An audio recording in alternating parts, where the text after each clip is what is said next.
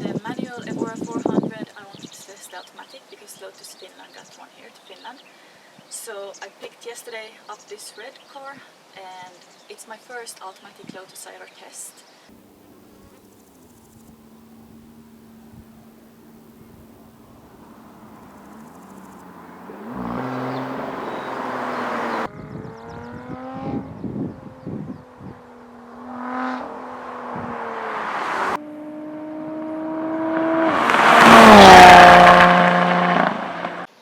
I belong to the people who think that Lotus should be manual, always. 3 pedals and a stick, that's all you need in Lotus because they are real driver's cars.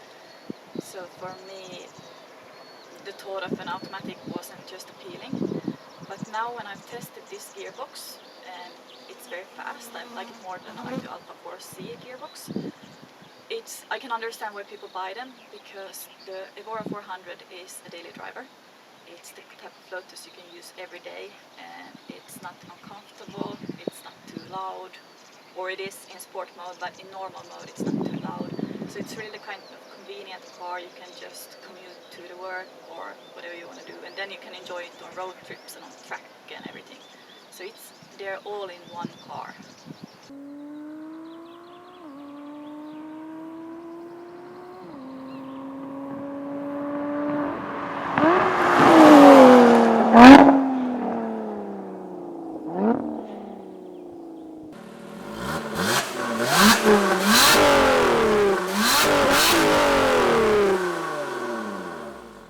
So under the hood in the back you have the V6. It's the same V6 as in the Exige, but this 3.5 liter V6 has 400 horsepower. So it takes you from 0 to 100 in 4.2 seconds, and that's very fast for a Lotus.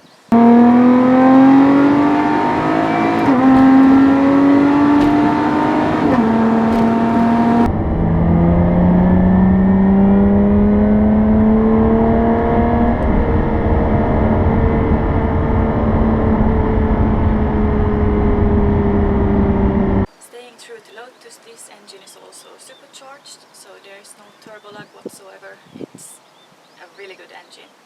And the sounds, everyone, if you speak about the Evora 400, will praise the sounds, because it's just mind-blowing. It's like, yesterday when I was on the airport with the car, I was shooting it in a hangar, and some group of guys came there and they said they thought it was a Ferrari. And when I left, they said they must hear you kilometers away because it's so loud. So if you're in sport mode, it's super loud. If you don't want to be in sport mode, there's an open exhaust button you can use. But really, when you push it up with the high RPMs, it becomes a monster. It's no other way to saying it. It's a monster. And I really think the Evora 400 is a mini supercar. I don't think sports car is even a good enough description of this car.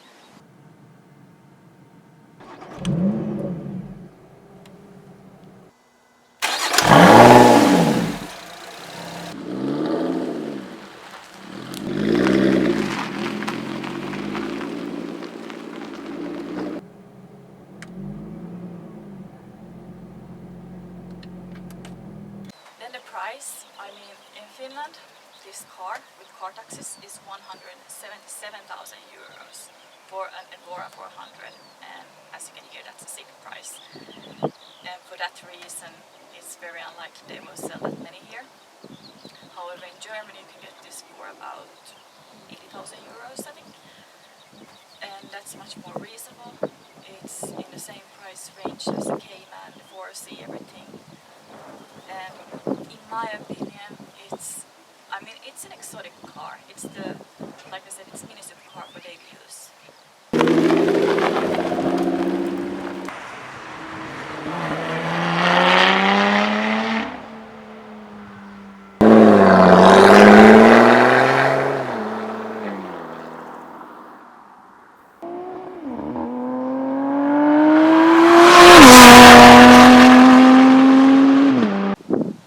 And then to the million-dollar question, are you in love?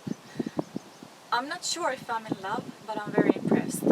The first time I drove the Evora 400 I wasn't too impressed, and I think it was because I jumped from the Exige Club Racer to the Evora, and that's a big jump. They're two completely different cars. The Exige is like a race car for the road. It's much more noisy, you sit much lower, and really feels like it belongs on the track and not on the road. And that's why I prefer the Exige personally.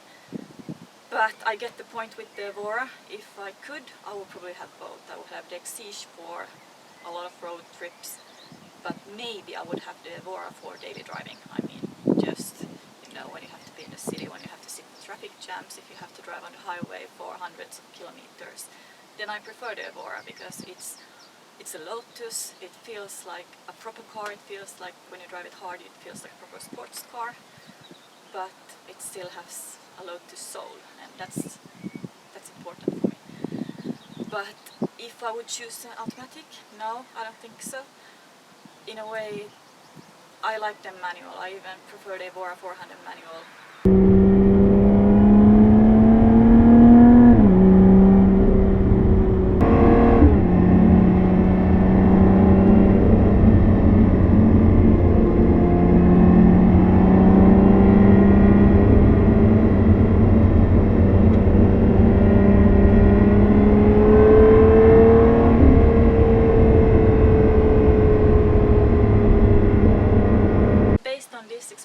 I just encourage people to test drive the Evora 400.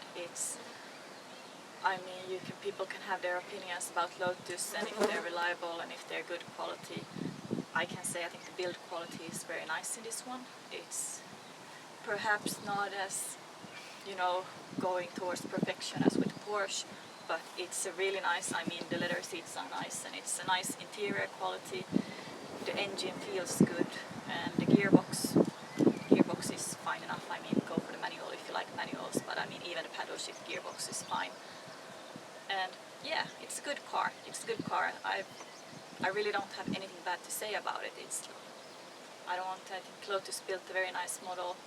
It's you know, it's their small step into the supercar world because this is more than just a sports car. This is really, I mean, go into sport mode and press the pedal to the metal and then you just hear it. It's insane sounds. Then again, if you're looking for rear seats, forget about those because I can fit my dog there, but that's about it. I mean, you can't really transport any people there. Perhaps kids, but